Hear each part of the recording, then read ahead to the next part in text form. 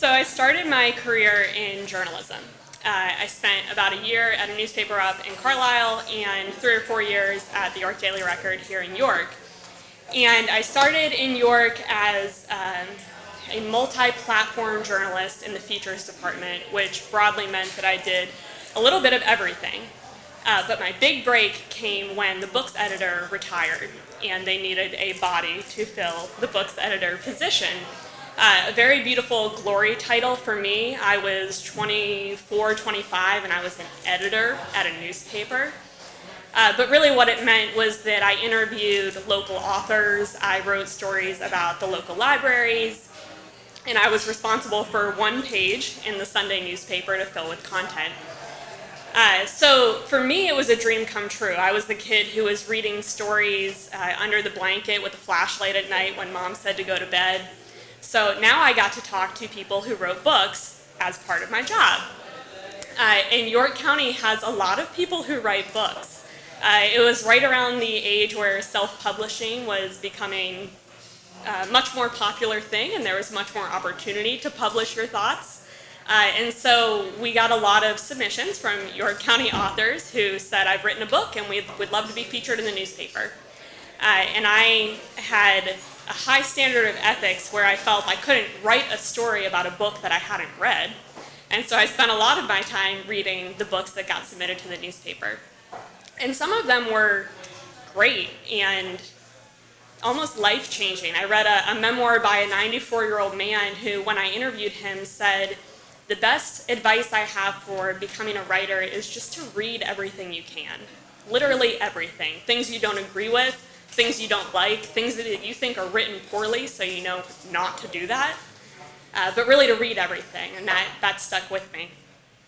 But the one that I truly remember was an individual who had written a book about a frightening experience. So when you interview an author, I had kind of a standard set of questions.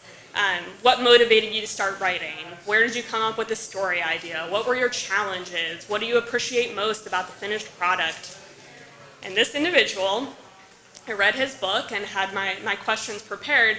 His book was about 2 teenage girls who got together for Halloween night and were having a sleepover. No parents were home, and they had a neighbor who was playing a game of Ding Dong Dish. They rang the doorbell and they opened the door and no one was there, which very spooky on Halloween. But the second time they did it, they noticed a scarecrow sitting outside on the front porch. And they thought, so weird, that scarecrow wasn't there, just another prank, and came back inside.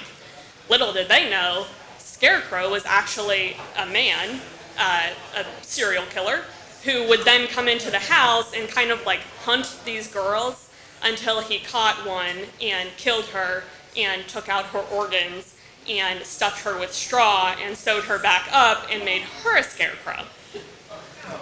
So I'm reading this book and thinking, holy shit, I have to interview this man. And I have to ask him, like, where did you get this story about dismembering a young girl and sewing her back up as a scarecrow? How weird, sir. And I remember being on the phone with him and asking that question and trying to be as objective as I possibly could in my journalism hat, to just openly ask him, where did the story idea come from? You know, how did you come up with this story?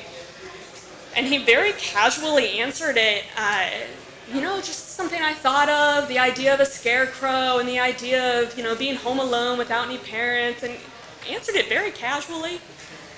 And I said, oh yeah, okay, and I'm like taking notes, thinking about how to write this in a story to possibly intrigue people into reading it without scaring them away from this gentleman. And so it just struck me as an odd juxtaposition between what goes into an author's mind when they're writing and then who they are as a separate person, which helped me remember that when you're interviewing an individual or reading a book, you never know really what's going on in there. So.